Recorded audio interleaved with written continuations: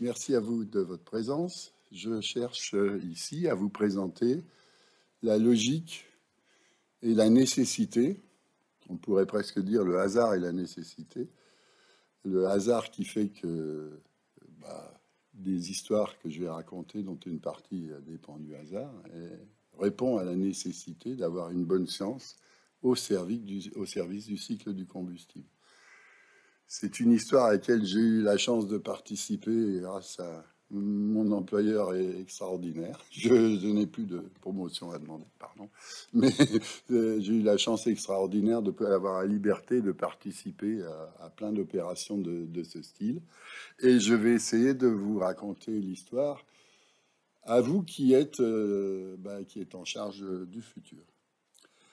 Alors, avant 1972, il s'est passé plein de choses. C'est pas lorsque je suis arrivé stagiaire que l'histoire a commencé, vous vous en doutez bien.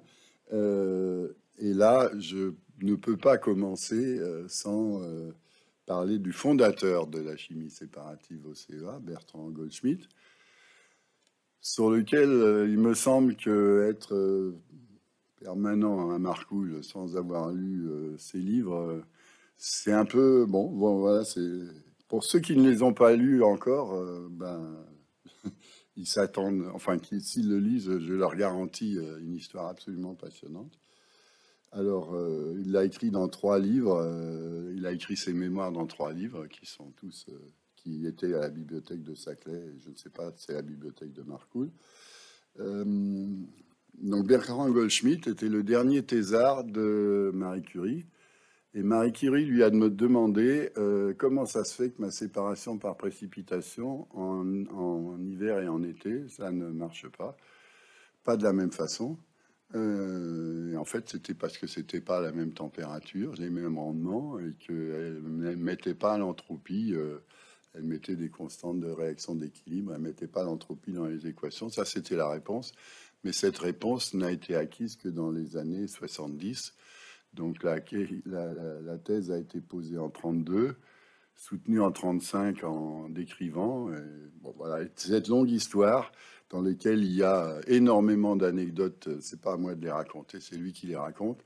La plus belle, je n'hésite pas quand même à vous la dire, c'est qu'on se demande le CEA à Fontenay-aux-Roses, l'équipe qui était à Fontenay-aux-Roses et ensuite à Marcoule chercher de faire le premier gramme de plutonium. Bertrand Goldschmidt, qui était le seul Français qui était admis dans le projet Manhattan parce qu'il était au Canada, et il était au Canada. Il a été envoyé par Joliot-Curie au Canada pendant la guerre.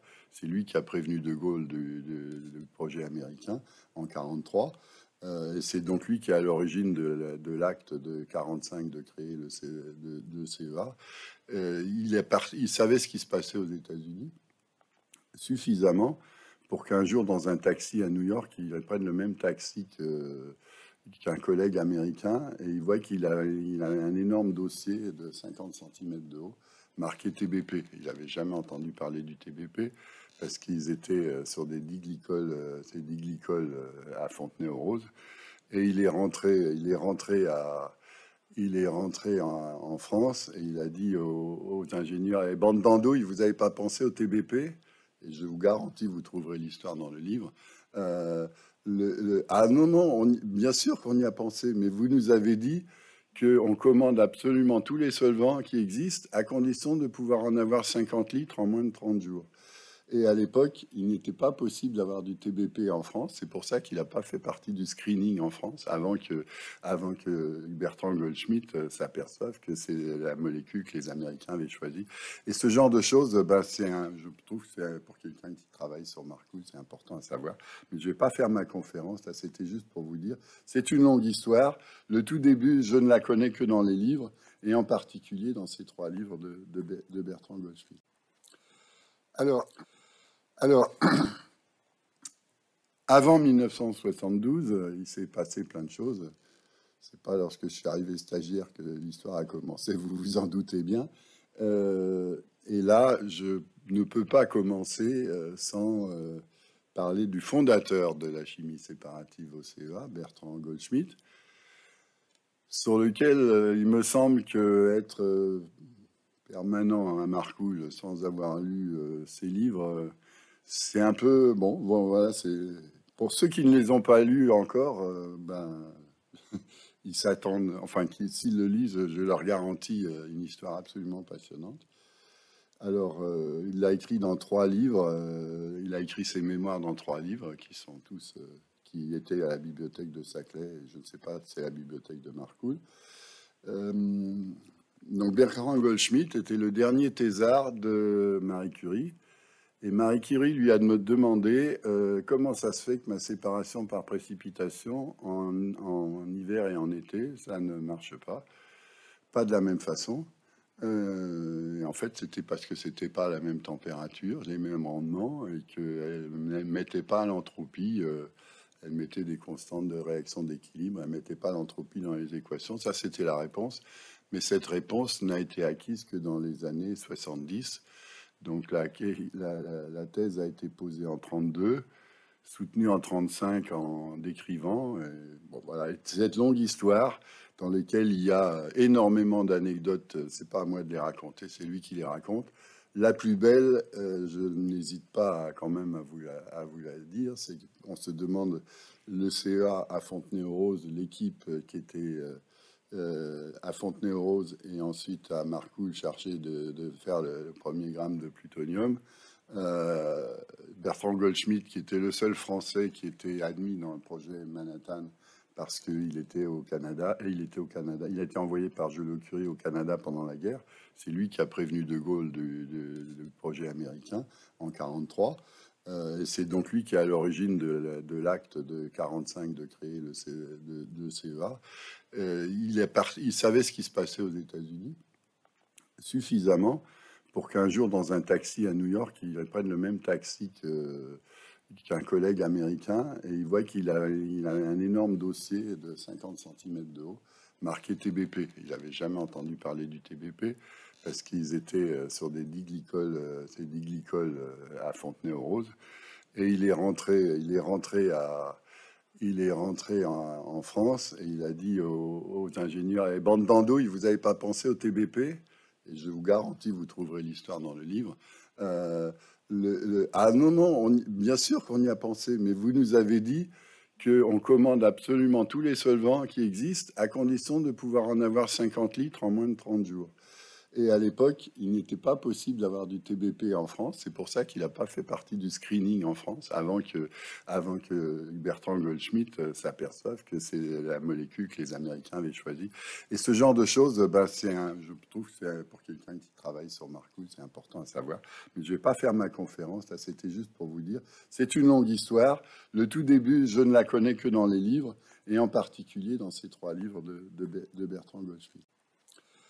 Alors, je vous ai dit au début, c'est le hasard et la nécessité. Ben, le hasard a fait que au 1er août 72, je suis arrivé au bureau des stagiaires à Saclay. On était, les stagiaires, il y en avait autant ils en manquaient toujours. C'était le développement du CEA. Certains stagiaires devaient même signer pour accepter un contrat de stage de plus de 6 mois, s'engager à accepter de prendre un poste si on leur proposait à la fin.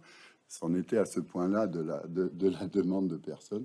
Donc, il se trouve que moi, on m'a demandé: savez-vous faire une courbe de Lissajous? Bon, il se trouve que je faisais un peu d'électronique à la maison, donc je savais faire des courbes de Lissajous.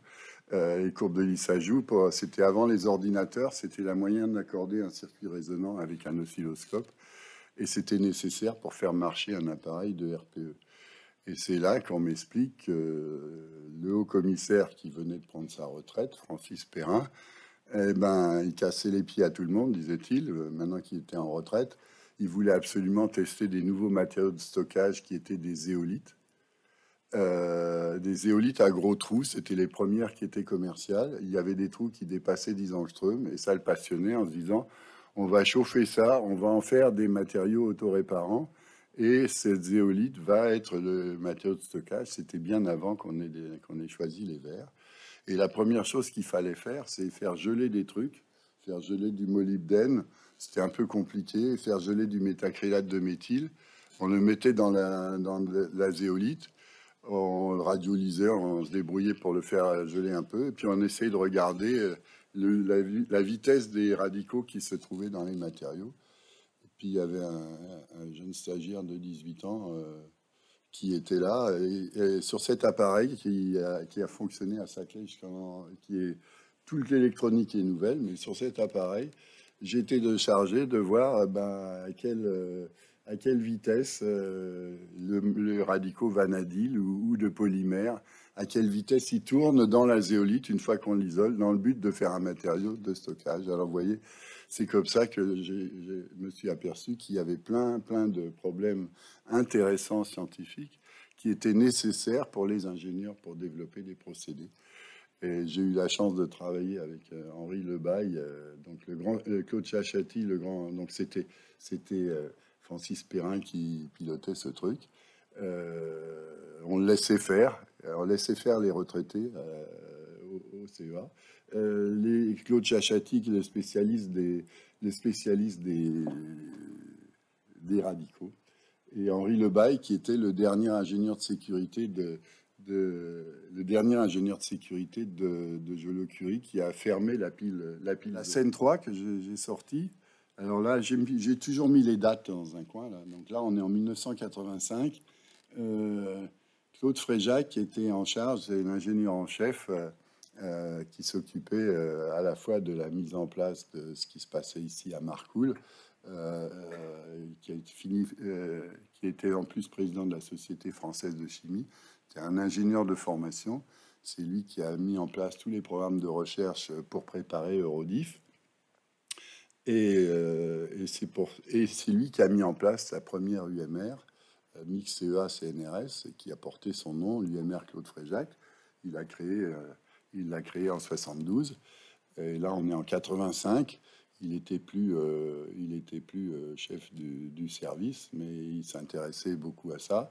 Et il avait entendu parler que dans le TBP avait des produits de radiolyse qui étaient du DBP, où il y a 2 chaînes au lieu de 3. Et puis, il s'est dit, produit radiolyse, c'est ça qui doit dégrader les performances en termes de chimie séparative. Et ces produits de dégradation, eh bien, le procédé marche pas bien, ça doit être à cause des procédés de dégradation. Donc ils ont fait de la distillation, je sais pas comment, ils se sont débarrassés de tout le DBP, et horreur, ça marchait encore moins bien avec un truc purifié. Donc du coup, les gens de Fontenay-aux-Roses sont venus voir, à l'époque je travaillais à ma thèse d'État, ils sont venus voir à Saclay en disant c'est pas possible, il faut qu'il y ait un peu de produit de radiolyse pour que ça marche, on s'en sortira jamais pour faire un procédé stable. Et dites-nous quel est le rôle du DBP. Bon, ça au chef de service. Le chef de service envoie dans le groupe spécialisé.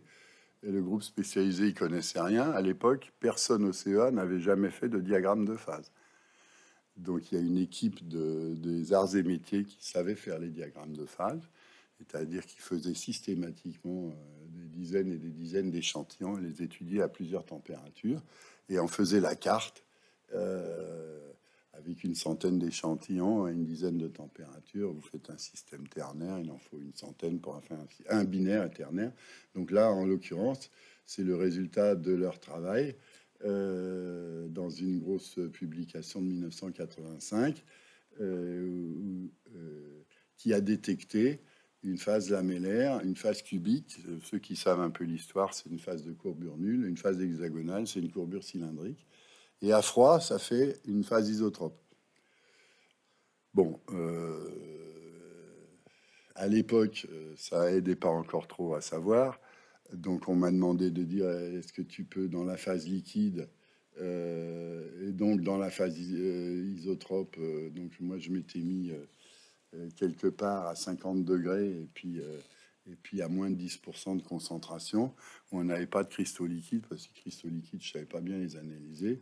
Puis je faisais 2 spectres de neutrons, un spectre avec le benzène deutéré, je crois, ou je sais plus quel solvant on avait mis. Oui, je crois que le benzène, c'est le seul truc qu'on avait à l'époque. Et puis l'eau lourde. Et puis dans 2 contrastes différents, vous voyez 2 rayons apparents différents. Et de ça, on a pu faire la première mesure de la taille d'une micelle de dibutylphosphate, micelle sphérique, qui avait une propension à former une phase lamellaire. Donc, ça veut dire une interface plane. Et donc, du coup, la solution, ben, on leur a donné, ils étaient très contents, ils ont donné plein de sous au service. C'est que quand vous mettez dans un tributylphosphate qui veut faire des petits agrégats très courbés, quand vous mettez un petit peu de truc à 2 chaînes au lieu de 3 chaînes, le rayon optimal pour l'extraction, il augmente parce que vous mettez un petit truc dont une fois qu'on le sait, c'est complètement trivial. Mais à l'époque, personne ne savait. Et c'est comme ça que dans les secrets industriels, que la France n'a pas vendu aux Japonais, mais maintenant Bernard Boulis leur a dit, donc je peux le dire. Une des raisons pour lesquelles l'usine de Rocca-Shamura n'a pas été mise en fonctionnement, c'est Bernard Boulis qui me l'a dit, c'est qu'ils utilisaient du dodécane pur et donc ils connaissaient pas ces histoires de courbure de solvant. Et bon, voilà. Et donc c'est devenu un secret industriel. Ça a montré sur un cas précis quelle était l'utilité de faire de la recherche à l'échelle colloïdale. Et ça n'a pas été pour rien. Avant 1985, nous étions 4 à être payés au CEA sur les systèmes moléculaires organisés. Et après, nous sommes montés à quelques centaines. Une moitié à Grenoble qui faisait de l'électronique et l'autre moitié à Saclay qui faisait des colloïdes et des polymères dans plusieurs services. Donc voilà, ça c'est un exemple d'utilité de choses que nous on sait faire. 85, il restait un mystère. Les gens à La Hague mesuraient. Il restait plein de mystères, dont un, c'est que la conductivité. Bon, tout ça, ça marche avec des systèmes. Toute l'extraction marche avec des systèmes ternaires, donc eau, huile, tensioactif, dans lesquels on met un autre composant. Et puis, les gens s'étaient aperçus, à la Hague, ils trempaient des conductimètres dans les solutions d'extractants. Et en trempant les conductimètres, ben, on voyait la conductivité qui diminuait d'un facteur 1000 en augmentant la quantité d'eau. Donc, je prends une solution d'huile, plus je mets d'eau, moins elle conduit. Et puis, c'est pas rien, c'est presque un facteur 1000.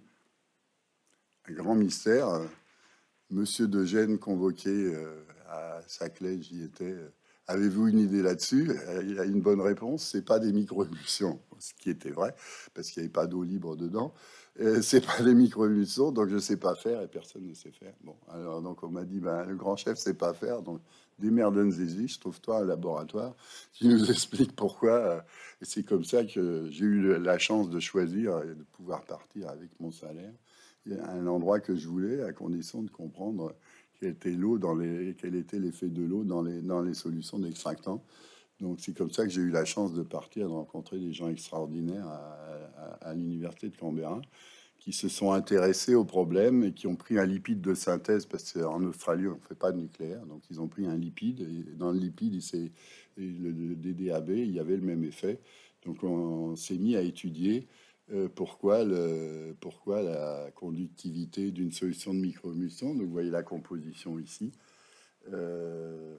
Et puis c'était aussi la thèse de Fabienne Testard ensuite qui a vérifié ça même en présence d'un insecticide. Elle en a parlé hier, d'un insecticide. On s'intéressait à savoir comment les insecticides étaient dans les membranes. Donc c'était un truc un peu parallèle soutenu par la DSV de l'époque. Quand on ajoute un insecticide, il se passe le même effet. Vous voyez, vous avez la conductivité en fonction du contenu en eau. Et c'est en logarithme, hein, parce qu'on a la maladie du logarithme quand on fait un peu de thermodynamique. Et donc, vous voyez, en logarithme népérien, on passe de moins 4 à moins 16. Et ça ne fait que se décaler un petit peu. Cette marche existe et ne se décale un petit peu quand on ajoute du lindane. Et donc là aussi, c'est une longue histoire que je vous raconte pas parce que chacun peut faire l'objet d'un séminaire unique pour bien comprendre tous les détails. Mais là où je veux venir dessus, c'est pourquoi c'était utile pour le CEA, cette histoire développée en Australie. C'est que on a compris que en fait, quand il y a peu d'eau, on est à gauche dans le diagramme de phase. J'ai peu d'eau et j'ai beaucoup de membranes. Qu'est-ce que je fais? Je fais des cylindres. Cylindre tout fin parce que j'ai beaucoup d'interfaces à utiliser et j'ai peu de volume, je fais un cylindre. Maintenant, je souffle de l'eau dedans. J'ai la même surface, tout le monde qui a gonflé un ballon de baudruche, il sait que ça va devenir une sphère. Et donc, quand on ajoute de l'eau, la structure passe de cylindre conducteur à sphère non conductrice. Et c'est ça le mécanisme général qui, depuis, a été découvert dans énormément de systèmes, à condition que l'interface soit suffisamment rigide. C'est-à-dire qu'il faut lui donner plus que kT par molécule pour se courber. Donc voilà, là j'en suis à la partie 4. Oui, j'ai 7 minutes de plus. À la partie 4, voilà, je vous ai donné 3 exemples de questions posées par les ingénieurs, extrêmement utiles pour les procédés. Et c'est sur cette voie-là qui a commencé à Saclay. J'étais loin d'être le seul. Qui était la première partie de l'histoire, c'est lorsque des chercheurs sur le terrain, des ingénieurs sur le terrain, comme Claude Fréjac, comme d'autres, sont venus nous voir en disant là, il y a un problème, on ne comprend pas pourquoi. Faites donc des études. Alors évidemment, la réponse vient pas dans les 3 mois. Parfois, il faut 4 ans, 5 ans. Mais quand la question est profonde, elle sert longtemps. Et ça termine le premier acte de cette histoire que je voulais vous raconter.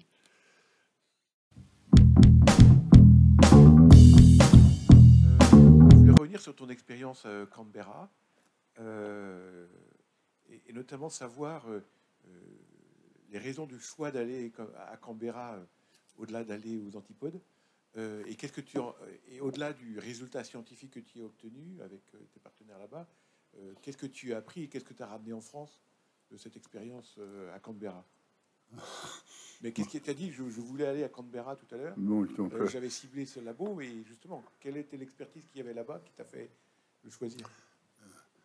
Donc, muni d'un ticket de 18 mois avec salaire pour aller où je voulais, on m'a dit, tu nous présentes un projet. Paul Rigny m'a dit, tu présentes un projet de recherche et tu iras où tu veux, à condition qu'il te paye le salaire d'expat. Bon, ça, c'est la petite histoire. J'ai écrit aux 3 labos.